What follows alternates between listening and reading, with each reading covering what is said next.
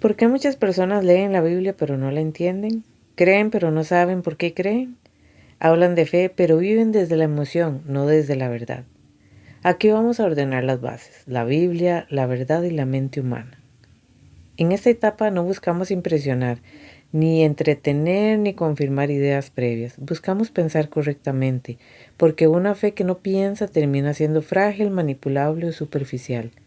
Vamos a aprender a distinguir entre verdad y experiencia, entre lo que la Biblia dice y lo que se interpreta sin contexto. Vamos a asumir responsabilidad personal delante de Dios y a entender por qué la renovación de la mente no es opcional, es necesaria. ¿Qué es la verdad y por qué no todo lo espiritual es verdadero? Vivimos en una época donde lo espiritual se ha vuelto popular, pero no necesariamente verdadero. La palabra espiritual hoy se usa para justificar experiencias, emociones, prácticas y discursos que carecen de fundamento, discernimiento y verdad.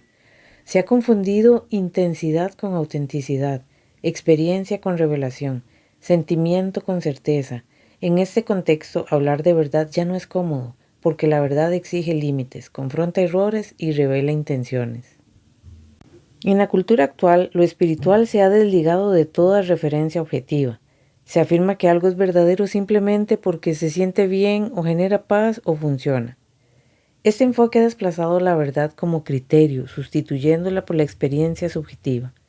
El problema de esta lógica es profundo. No todo lo que produce una experiencia espiritual proviene de la verdad. La Biblia advierte que no todo espíritu de Dios y que es necesario probarlos. Sin embargo, hoy se enseña lo contrario: aceptar sin examinar, creer sin discernir, experimentar sin evaluar. Cuando la espiritualidad se separa de la verdad, pierde dirección, pierde límites, se vuelve vulnerable al engaño.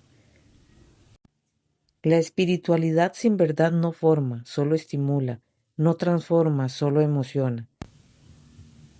Desde la escritura, la verdad no es una opinión ni una construcción personal. La verdad es revelación. No nace del interior humano, sino que procede de Dios. Jesús no dijo, yo siento la verdad, ni yo represento la verdad, sino Él dijo, yo soy la verdad. Esto establece algo fundamental. La verdad es una persona, no una experiencia. Es una realidad objetiva que existe independientemente. La verdad bíblica revela la realidad tal como es, confronta el autoengaño, ordena la mente, establece identidad. Por eso la verdad incomoda, porque no se adapta al individuo, el individuo debe alinearse a ella. Una fe que no discierne no es fe madura, es credulidad. Cuando se elimina el discernimiento, la fe se vuelve vulnerable a todo tipo de manipulaciones espirituales y psicológicas. La escritura enseña que el engaño no siempre se presenta como error evidente, sino como imitación de la verdad. Lo falso suele parecer verdadero, lo incorrecto suele sonar correcto y lo destructivo suele presentarse como liberador. Una fe sin discernimiento confunde voz con emoción, confunde revelación con impulso, confunde libertad con ausencia de límites. El discernimiento no apaga la fe, la protege, no endurece el corazón, lo ordena. La espiritualidad auténtica no ignora la mente, la transforma. El pensamiento es el terreno donde se interpreta la realidad espiritual. Por eso la renovación de la mente es un principio central en la vida cristiana. Cuando la mente no es formada, la fe se distorsiona, las emociones gobiernan, las creencias se vuelven inestables. Aquí es donde disciplinas como la psicología cristiana y la programación neurolingüística, con bases bíblicas correctamente entendidas y subordinadas a la verdad de la Biblia, pueden aportar claridad, no para reemplazar la fe, sino para ordenar el pensamiento, identificar patrones erróneos y alinear la mente con la verdad renovadora. La verdad no solo se cree, se piensa, se internaliza y se vive. Sin verdad, la identidad se vuelve frágil. La persona comienza a definirse por experiencias, por heridas, opiniones externas, estados emocionales. Pero la identidad cristiana no nace de lo que se siente, sino de lo que es verdadero. La verdad define quién somos, incluso cuando nuestras emociones dicen lo contrario. Una formación interior basada en la verdad produce estabilidad, madurez, responsabilidad espiritual, coherencia entre fe y conducta. La verdad no busca aplastar al ser humano, sino liberarlo del engaño que lo esclaviza. No toda experiencia espiritual es verdadera. No todo lo que conmueve edifica. No todo lo que se presenta como luz proviene de la verdad. Por eso el orden correcto es experiencia, verdad y no verdad experiencia. La verdad es el filtro, el fundamento y el límite. Sin ella la espiritualidad se convierte en un terreno peligroso. Con ella se transforma en un camino de formación, identidad y libertad auténtica.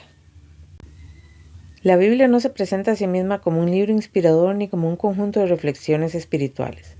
Se presenta como revelación, como verdad objetiva que procede de Dios y que confronta directamente la manera en que el ser humano piensa, cree y vive.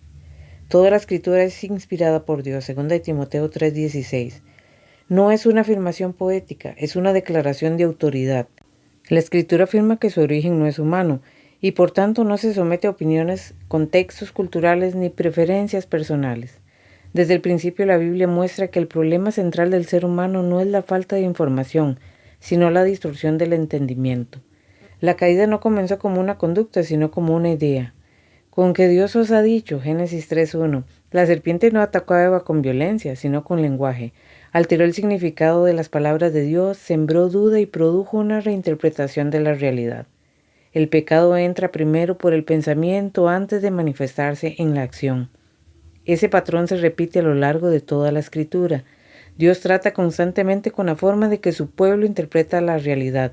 Jesús no vino únicamente a corregir comportamientos, sino a confrontar sistemas de creencias. Por eso su ministerio estuvo lleno de frases como oísteis que fue dicho, pero yo os digo, Mateo 5. No estaba anulando la ley, estaba corrigiendo la manera en que había sido entendida. La batalla no era moral, era cognitiva y espiritual. La Biblia declara que el corazón humano es engañoso. Jeremías 17:9. Esto implica que el ser humano puede convencerse de cosas falsas con absoluta seguridad interna. Por eso la escritura no valida la experiencia subjetiva como criterio de verdad. El que confía en su propio corazón es necio. Proverbios 28:26. La verdad no nace de lo que una persona siente, piensa o percibe, sino de lo que Dios ha revelado. Jesús afirmó, yo soy el camino, la verdad y la vida. Juan 14:6. No dijo que enseñaba la verdad, sino que Él es la verdad. Esto coloca a Cristo como el punto de referencia absoluta para interpretar la realidad. Toda creencia, experiencia espiritual o enseñanza debe ser medida a la luz de Él. Escudriñad las Escrituras, ellas dan testimonio de mí. Juan 5:39. La Biblia no se interpreta desde el hombre hacia Dios, sino desde Dios hacia el hombre. El problema es que muchas personas leen la Biblia desde estructuras mentales ya formadas, tradiciones religiosas, heridas personales, ideologías culturales o experiencias previas. Jesús confrontó duramente a los fariseos porque invalidaban la palabra de Dios por sus tradiciones, Mateo 7:13. No negaban la escritura, la distorsionaban. Esto demuestra que es posible usar la Biblia y aún así no estar alineado con su verdad. Pablo describe esta condición como una mente entenebrecida, Efesios 4:17-18. No se refiere a la falta de inteligencia, sino a una manera de pensar desconectada de Dios. El entendimiento oscurecido produce decisiones equivocadas, interpretaciones erróneas y una espiritualidad superficial. Por eso el Evangelio no solo llama al arrepentimiento moral, sino al arrepentimiento del pensamiento. La palabra arrepentimiento implica un cambio profundo de mente. La Escritura enseña que la transformación verdadera ocurre cuando la mente es renovada. Romanos 12:2. No habla de emociones, sino de patrones de pensamiento. Lo que una persona cree determina cómo interpreta su vida, cómo habla, cómo decide y cómo responde a Dios. Jesús dijo que el fruto revela el árbol. Mateo 7:17. El fruto externo siempre es consecuencia de una raíz interna. El lenguaje ocupa un lugar central en este proceso. Dios crea con palabras, Génesis 1. Jesús enseña con palabras, la fe viene por el oír la palabra de Dios, Romanos 10:17. Las palabras no son neutrales, estructuran la manera en que una persona entiende la realidad. La muerte y la vida están en poder de la lengua, Proverbios 18:21. No como metáfora, sino como principio espiritual y mental. Por eso la Biblia insiste en la sana doctrina. Pablo advierte que llegará tiempo cuando no soportarán la sana enseñanza, sino que buscarán maestros conforme a sus propios deseos, según de Timoteo 4:3. El problema no es la falta de enseñanza, sino la resistencia a la verdad. La mente humana tiende a proteger sus creencias aun cuando son falsas. Por eso la verdad confronta, incomoda y exige rendición. Este estudio establece una base clara. La Biblia no se adapta al ser humano. El ser humano es llamado a alinearse con la Biblia. La fe no se construye sobre sensaciones, motivación o experiencias aisladas, sino sobre verdad revelada. Santifícalos en tu verdad, tu palabra es verdad. Juan 17:17. Sin verdad no hay libertad y sin entendimiento no hay transformación duradera. El estudio de la palabra no es un ejercicio intelectual ni un ritual religioso. Es un proceso de confrontación interna donde Dios redefine la manera en que una persona piensa, cree y vive. Quien no está dispuesto a que su mente sea examinada por la palabra no está preparado para crecer espiritualmente. Este es el punto de partida. Todo lo demás se construye sobre esta base. Punto 2. La verdad, la fe y la formación de creencias. La Biblia no representa la fe como un acto irracional ni como una suspensión del pensamiento crítico. Desde sus primeras páginas hasta el testimonio apostólico, la fe bíblica está vinculada inseparablemente a la verdad. Hebreos 11:1 define la fe como certeza y convicción, conceptos que implican contenido objetivo, fundamento y dirección. No se trata de creer algo con intensidad, sino de creer lo verdadero con coherencia. Por esta razón, Jesús no dijo que la fe nos haría libres, sino la verdad. Juan 8:32. La fe que se separa de la verdad deja de ser bíblica, aunque conserve el lenguaje religioso. La Escritura reconoce un hecho incómodo. El ser humano es capaz de creer cosas falsas con absoluta sinceridad. Proverbios 14:12 advierte que hay caminos que parecen rectos al hombre, pero conducen a la muerte. Pablo profundiza este punto cuando habla en un celo por Dios sin conocimiento. Romanos 10:2. Aquí se establece una distinción crucial. La sinceridad no valida la creencia. Una fe apasionada puede estar profundamente equivocada si no está alineada con la verdad revelada. Esta afirmación resulta incómoda para una espiritualidad moderna que equipara autenticidad con veracidad. Jesús confrontó este problema directamente en los líderes religiosos de su tiempo. En Juan 5:39 y 40 declara que escudriñaban las Escrituras creyendo tener vida en ellas, pero se negaban a vivir en él. No les faltaba información bíblica, les faltaba comprensión correcta. La escritura leída desde marcos mentales distorsionados puede ser utilizada incluso para resistir la verdad que pretende revelar. Este fenómeno explica por qué la Biblia insiste tanto en la disposición del corazón y la mente del lector, y no solo en el acto de leer. Aquí la Biblia introduce un concepto clave que suele pasarse por alto: la existencia de estructuras internas de pensamiento que se oponen a la verdad. Pablo las llama fortalezas, 2 Corintios 10, 4, 5, argumentos, razonamientos y sistemas mentales que se levantan contra el conocimiento de Dios. Estas fortalezas no son entidades espirituales externas, sino construcciones internas que organizan la manera en que una persona interpreta la realidad.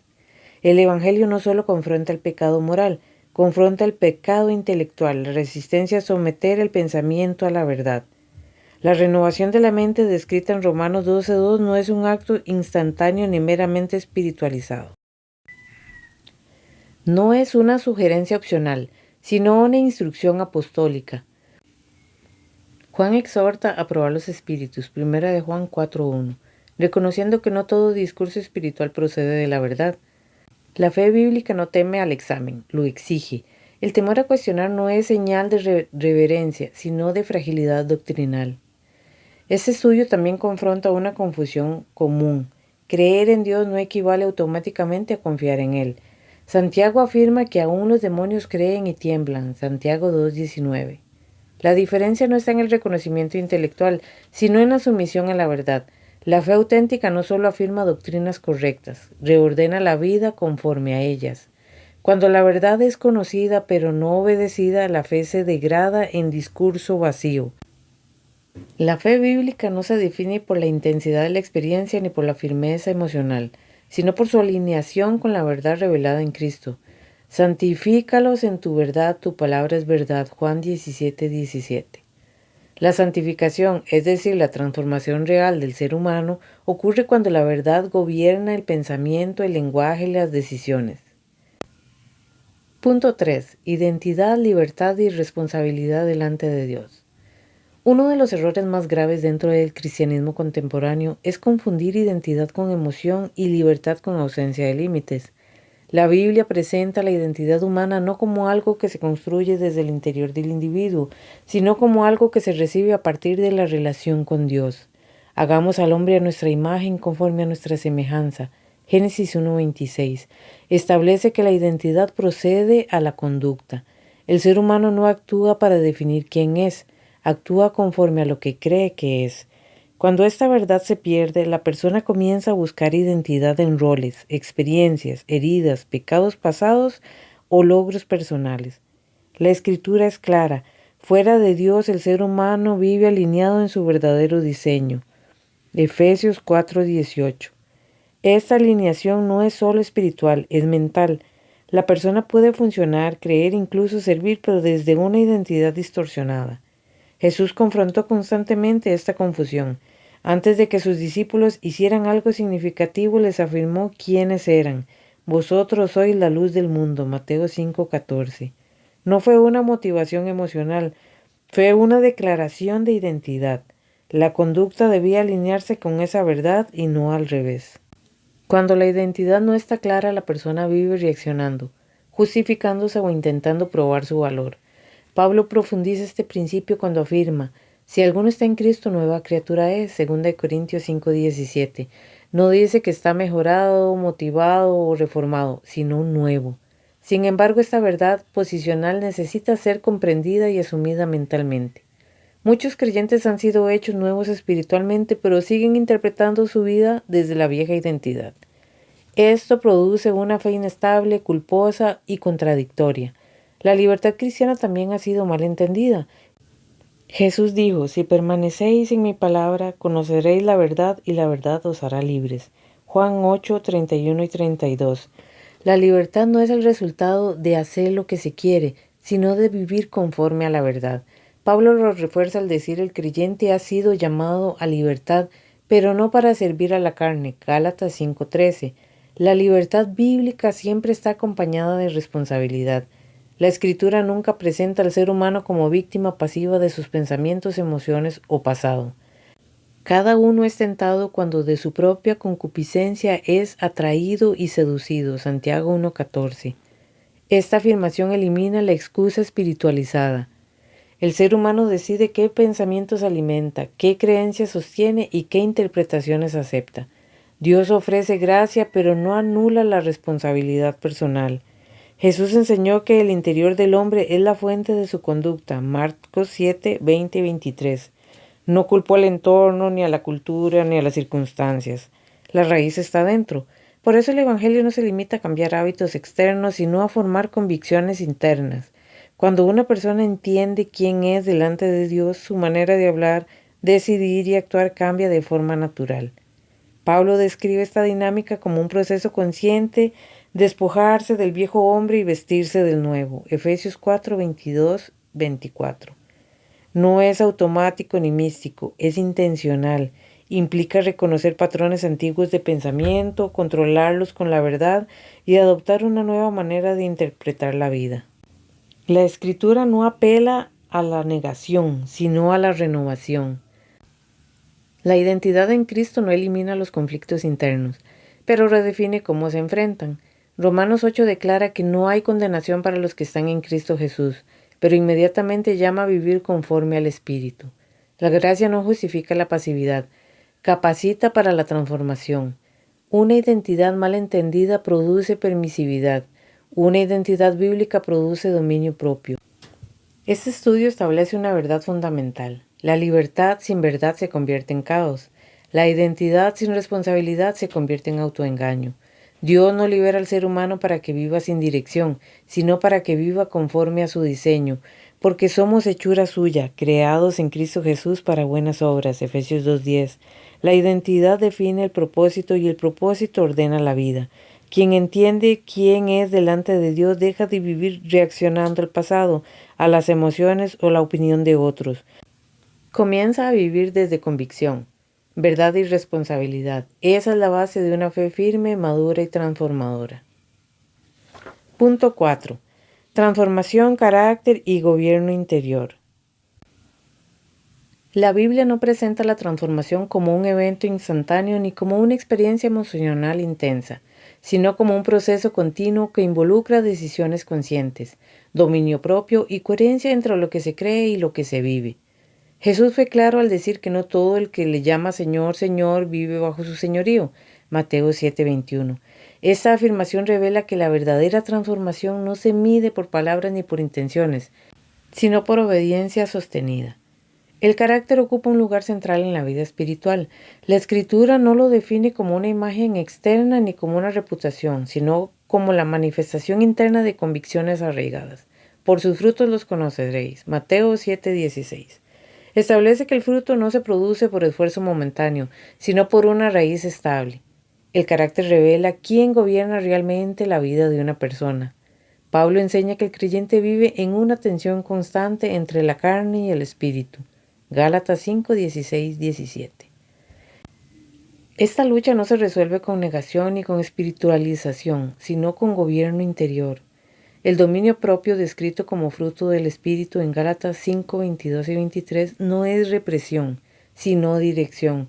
No consiste en apagar deseos, sino en ordenarlos conforme a la verdad. La Biblia deja claro que nadie puede gobernar correctamente lo externo si no ha aprendido a gobernar lo interno. Proverbios 25:28 compara a la persona sin dominio propio con una ciudad derribada y sin murallas. La transformación auténtica refleja la coherencia. Tito 1:16 advierte sobre todo a aquellos que profesan conocer a Dios pero lo niegan con los hechos. La incoherencia espiritual no es un problema de conocimiento sino de gobierno. Cuando la verdad no dirige las decisiones, la fe se convierte en discurso vacío. Pablo exhorta a perseverar en la carrera espiritual con propósito y enfoque. Primera de Corintios 9:24-27. Él mismo afirma que disciplina su cuerpo para no quedar descalificado. Esto demuestra que la gracia no elimina el esfuerzo consciente, lo orienta. La vida cristiana no es pasividad espiritual, es cooperación activa con la obra de Dios. La transformación que no produce carácter no es transformación bíblica. Dios no busca creyentes intensos, sino fieles. No busca experiencias constantes, sino vidas gobernadas por la verdad. Sed hacedores de la palabra y no tan solo oidores. Santiago 1:22. El gobierno interior es la evidencia de una fe madura. Cuando la verdad gobierna la mente, el carácter se forma. Cuando el carácter se forma, la vida se ordena. Y cuando la vida se ordena, Dios es glorificado.